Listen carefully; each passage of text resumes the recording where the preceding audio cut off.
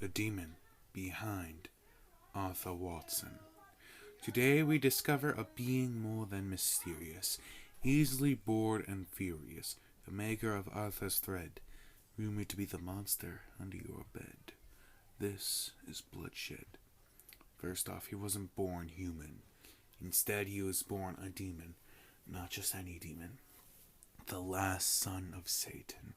When he was born, he looked descended or dead in demon form. When Satan was ready to dispose of the body the next day, he went to bed. Yet he was awoken by an unexpected surprise.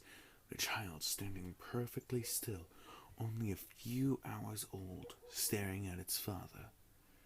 Then it looked at its disembodied arm, began lunging at it, devouring it. It didn't even have teeth, and it was eating its own arm. That was premature. Intrigued rather than scared, Satan decided to raise the child to be named Bloodshed. Sound familiar?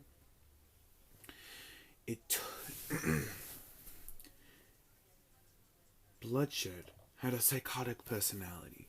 In his late 100s, his legs grew an extra bone. That alone should have been a major red flag.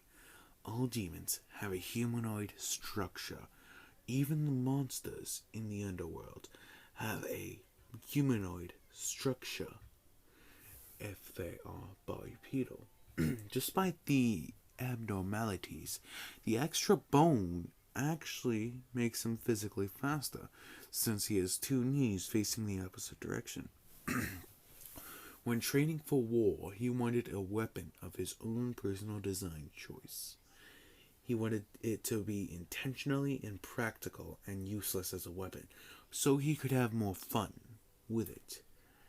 His design choice was a sword with an axe blade shape for the tip. Over time, though, this weapon actually became practical for him, for he made his own martial arts with it.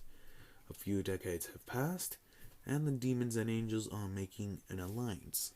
Satan wanted this, but none of the other demons, mainly because of how the angels have treated him in the past years. Bloodshed, feeling betrayed for his demons, he did the unthinkable. While Satan was asleep, Bloodshed cannibalized him and took the role of leader. Bloodshed, he took the role as king of the underworld. He planned a sneak attack on the angels, and it worked perfectly, almost destroying all of the angels. In fact, Bloodshed did kill the angelic general and heavily wounded Marcus, the bodyguard of God. All of the surviving angels retreated. To think, only minutes as leader, he was already as good as Satan, a quick learner. Several centuries later, he looked at a rather unusual but interesting family, the Watsons. An orc and a human having a child was seen as a burden against life by the kingdom, and even Marcus. When the child was 20, Bloodshed was surprised with its durability. 3 ballista bolts to the chest. It tried to run away, but eventually it did die.